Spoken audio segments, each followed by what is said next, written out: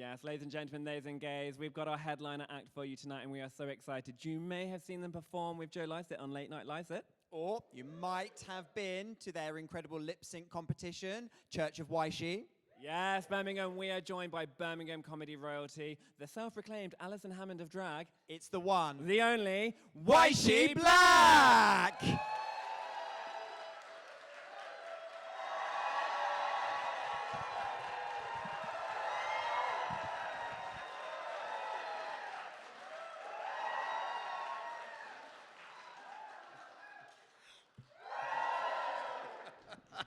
Oh, fucking hell, that's short.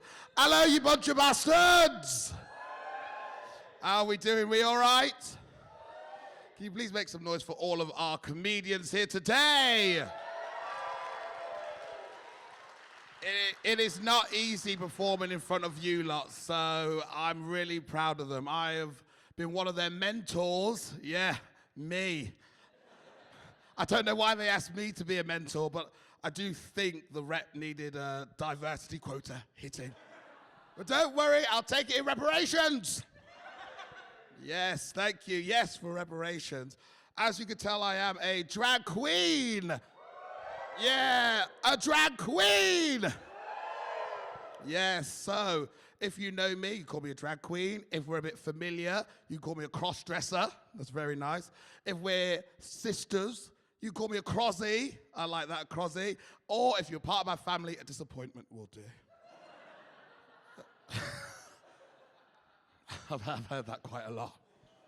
I know. Oh, thank you. Thank you. So it's me being a cross-dresser is great. My drag name is Yshee Black. Thank you. And I love my name because it makes white people uncomfortable. Oh, it really does. It makes white people uncomfortable. I was in a taxi the other day, and I was going somewhere, and he was like, "Oh, what's your name? What's your name?" I went, "Yshee Black." He went, "You are? I can't say that." And I went, "Well, sir, it's your lucky day you can." And I handed him my black card. There is no such thing as a black card. It was a Nando's card, but white people can't tell the difference. So it is what it is. It is. Being Yshee Black, it's great. It's fun. I love being a drag queen. I get to do so much stuff. And drag, we're based in ourselves. You know, when we're in drag, we're the character. We're in it. We're in it. We're in it.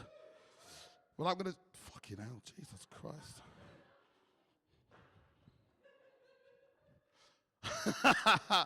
We're in it. But I'm going to do something really different. I'm going to tell you my full name out of drag. I know, it sounds crazy. You're probably thinking, what the fuck is this all about? But it will make perfect sense. So, my full name is James Jordan Alexander Bartholomew. That is so white. It is so white. My name sounds so white that salt and pepper are extreme spices. My name sounds so white you think I was part of the royal family who plotted to murder Diana. My name is so white that if I had a dog, I'd kiss him on the lips with tongues. Ooh.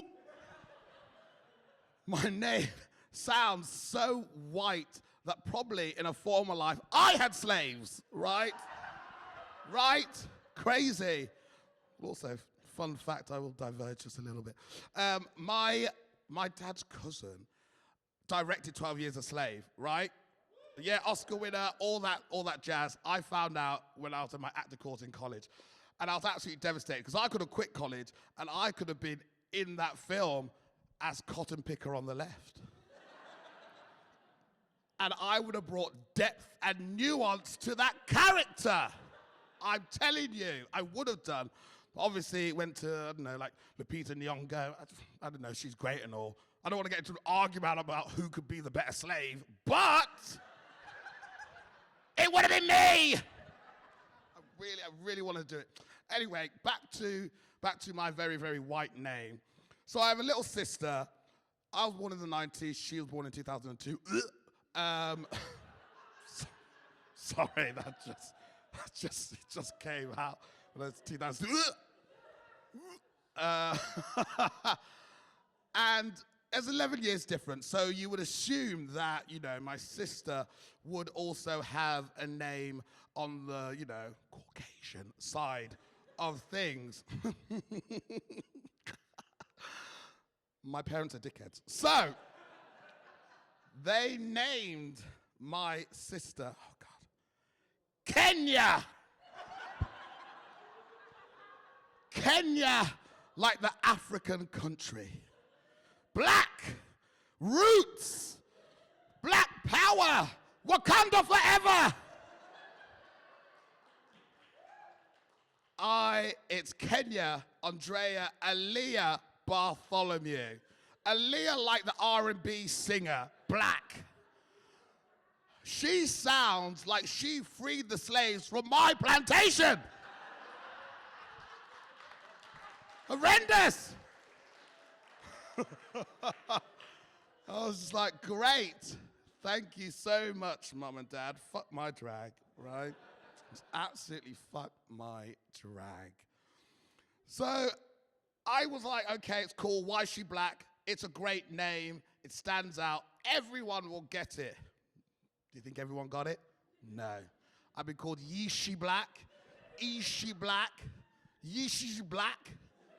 Someone once went to me after a gig. I was like, oh my God, why is she so black? Bitch, you put an extra word in the middle of my name? Why is she so black? I do like it though. I do like it though. It is very funny. Yeah. So why is she so black? God, just sound racist. It feels so good.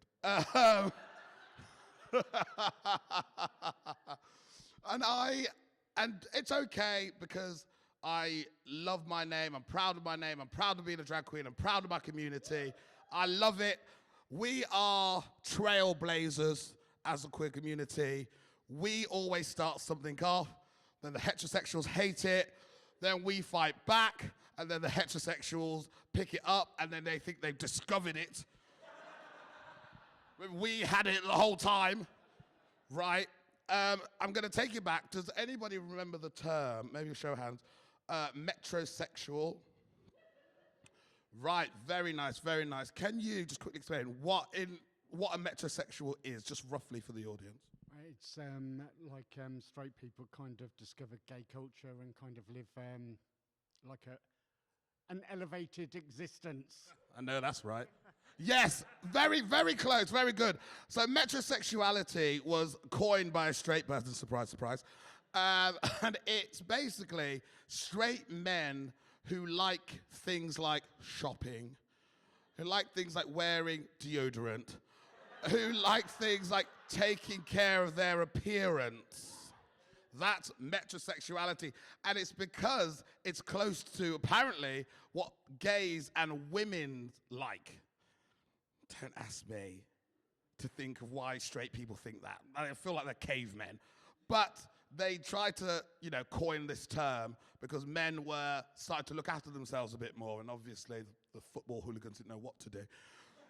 So there were many celebrities who were metrosexual. Metrosexual. David Beckham was one on the list. Lenny Kravitz. Pete Wentz. Does anyone know Pete Wentz? Remember, if you don't, get the fuck out. You're too young. You're definitely too young to be here. Think of like Harry Styles as an emo, very depressed with less money. That would be my interpretation of Pete Wentz. And I think Harry Styles would have been metrosexual back in the day as well, in the 2000s. And it's great now as like society that we move past that, because now in celebrity interviews, there's been so much like gay lingo, gay culture. It's like I'm watching these interviews and people are like, yes, clock it, slay, mama, work, the house down, boots. Did you just have to sign all that? Yes! Yes! Yes! Yes! So, get it? You can't take me anywhere. You need to stay away from me. So obviously that language and that lingo is like formed into the mainstream now. And we all know who to blame. RuPaul. It's RuPaul's fault. Does anybody know of Drag Race? Has everyone heard of RuPaul's Drag Race? Yeah. Does anyone not know of RuPaul's Drag Race? You don't be shy. It's a safe space. I won't judge you. Yeah, of course. Yeah, you're all scared, fucking pussies. So basically, for those of you who don't know, I'm sure there's one little straight person in here somewhere. RuPaul's Drag Race is basically RuPaul and his team kidnap 12 working drag queens, shove them into a studio, steal their catchphrases, and then one by one they're eliminated each week. But that's when RuPaul comes over and sucks all of their youth talent and energy so she can be revitalized once more. And the drag queens are thrown to the side as a husk, forced to work normal jobs with heterosexual men. It's horrendous. It's horrendous.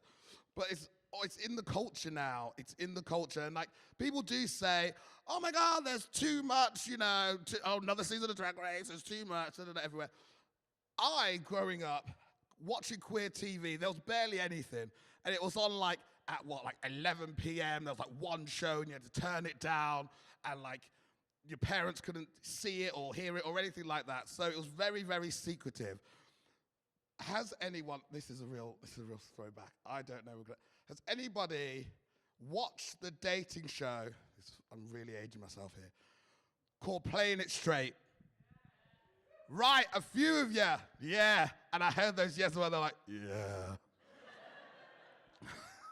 Basically, for those of you who don't know, Playing It Straight was a dating show where a woman would go into this villa with 12 guys, and her mission was to end up with a straight guy so they could win the prize pot together. But if she picked a gay guy, then the gay guy would get the prize. It's basically like The Traitors, but with sexual preferences and everlasting trauma for anyone who watched. So it was chaos. So obviously, all the men are judging each other, and because they're basically all trying to lie to this woman to get to the money. So anything flamboyant or colored shirts, for instance, if you packed a colored shirt, they'd be like, oh my God, he's a gay! He's a gay! And they get kicked out. And obviously, just because a guy wears a colored shirt or, has a spritz of perfume, he paints his nail every day, doesn't mean he's gay. It means he's metrosexual.